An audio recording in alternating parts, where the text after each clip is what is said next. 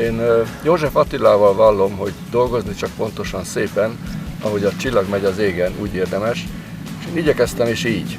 De a múltkorában hallottam egy gondolatot Makovec Imrétől, és azóta ezt még inkább magaménak érzem. A nagy építész azt mondta, hogy az ember úgy dolgozzon, hogy szórakoztassa a Jóistent.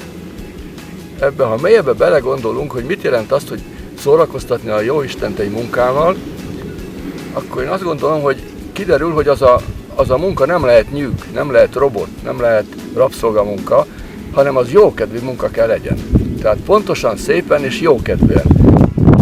Na hát nekem ez a tanösvény ilyen munka volt. Pontosan, szépen és nagyon jókedvűen.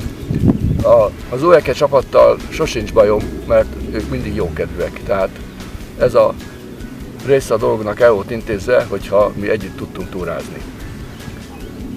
Egy másik gondolat pedig, hogy én kb. 20 éve élek Udvarhelyen, és az utolsó évet nem számítva, amikor tényleg nagyon sokat jártam ezt a vidéket, de azelőtt is legalább 50-szer voltam a Budváron, a Csicseren, a Szarkakön. És meglepődtem, amikor udvarhelyi emberekkel beszélgetve kiderült, hogy ők még a Szarkakőbe sem mentek ki, mióta itt élnek 30-40-50 éve. Csicsert esetleg nem is ismerték. Hát ez ledöbbentett engem, hogy hát hogy lehet így élni a betonfalak között, és nem megismerni a város körüli dombokat, szép helyeket, nem értettem. És akkor fogalmazódott meg, hogy le kell festeni egy utat, egy tanösvényt, és az emberek jöjjenek ezen az úton, ha már nem mernek csak úgy nekivágni a dombnak. Jelzett úton körbejárják a várost.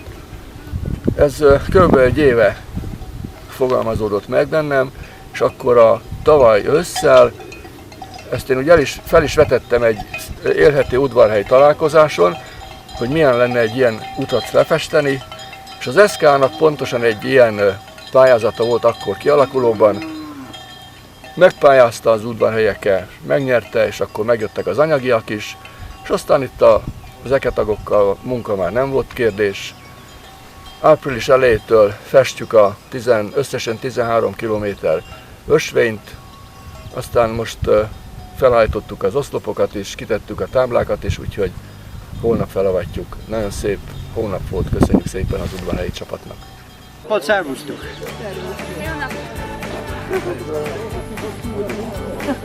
Szia!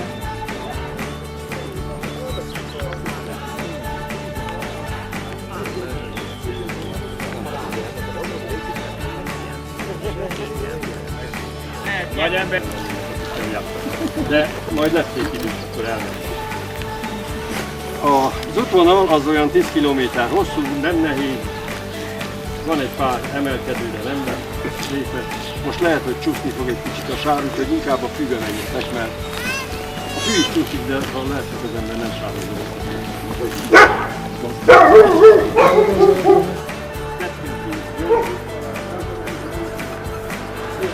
Legendáriumos a két.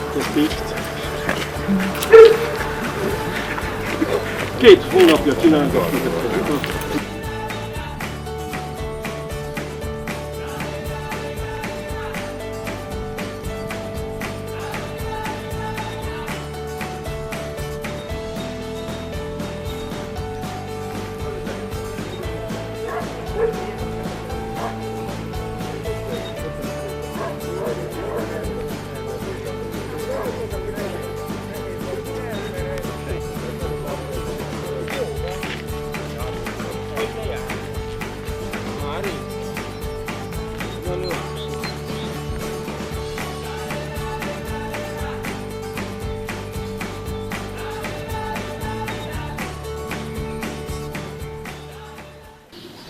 A Budvár-Csicser tanösvény 2 névadó csúcsára látogatunk el, és elpróbálom mondani a hozzájuk fűződő legendákat, mondákat.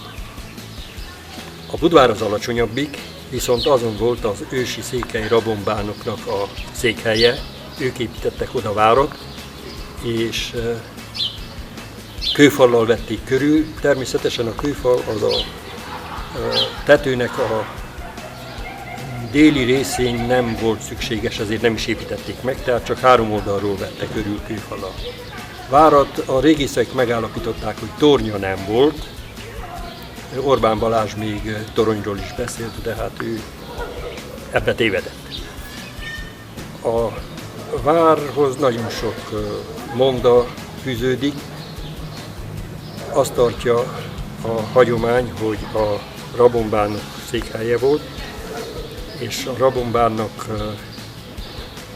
ide menekítették a környező településeknek a lakosait, mikor ellenség támadta a székelységre.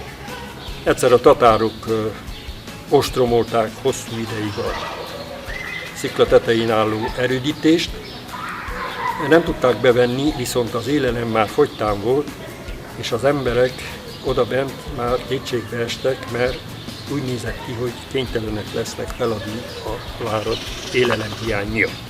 Ekkor előállt egy fiatalember, hogy ő megpróbálkozik a lehetetlennel, és íjjel lelövi a tatárkánt, aki ott székelt a sátra előtt a mai Jézus kápolna helyén. Kiállt a szikla élre, megcélozta a kánt, megfeszítette a húrt, és elröpítette a nyílvesszőt. Mindenki izgatottan várta, hogy mi történik, a nyílvessző elrepült, és szíven találta a kánt, aki lefordult a székéről.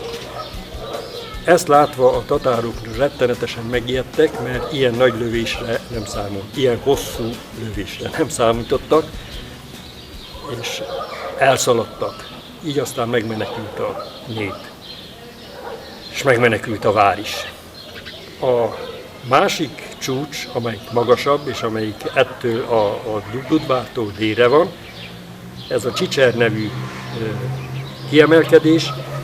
Ezen is a monda szerint vár állott, hát a régészeti kutatások ezt nem támasztották alá, de a monda kedvéért elmesélem ezt is, hogy milyen monda fűződik ehhez a tetőhöz. A Csicseren is állott egy vár, ennek a tulajdonosa, az ura nem volt Rabombán, hanem egy székely vitéz volt, Csicser vitéz úgy hívták, és mivel elég közel voltak egymáshoz a két vár, hát ugye látás egymást jól lehetett látni, sőt át lehetett kiabálni egyik várból a másikba. A Csicser vitéz beleszeretett a várúrnak a lányába. A Rabombán, mikor ezt megtudta, akkor eltiltotta a lányát Csicser vitéztől, mert azt mondta, hogy ő a lányát csak egy vele egyenrangú, tehát egy magasrangú emberlányához, vagy emberhez adja hozzá. De a szerelem az kitartott a két fiatal között, és ők, ha nem is mertek most már szóban egymással beszélgetni, nyílvesszővel küldözgették egymásnak a szerelmes levelet. Telt múlt az idő, a tatárok megint jöttek, megint csaták voltak a tatárok és a székelyek között, és egy alkalommal a Rabombánt körülvették a tatárok, és már majdnem foglyul ejtették, amikor Csicser vitéz levágtatott a várából, és szétverte a tatárokat, és megmentette a Rabombánnak az életét. Akkor a Rabombán magához hívatta Csicser vitézt, és azt mondta, hogy bármit kíván, teljesíti a kívánságát, mert olyan hősiesen viselkedett. Csicsernek egyetlen kívánsága volt, hogy feleségül vehesse a Rabombán lányát. A Rabombánnak nem volt mit tennie, állta az adott szavát, és odaadta a lányát. Így boldogan éltek, míg meg nem haltak, tehát ilyen legendák fűződnek ezekhez a helyekhez.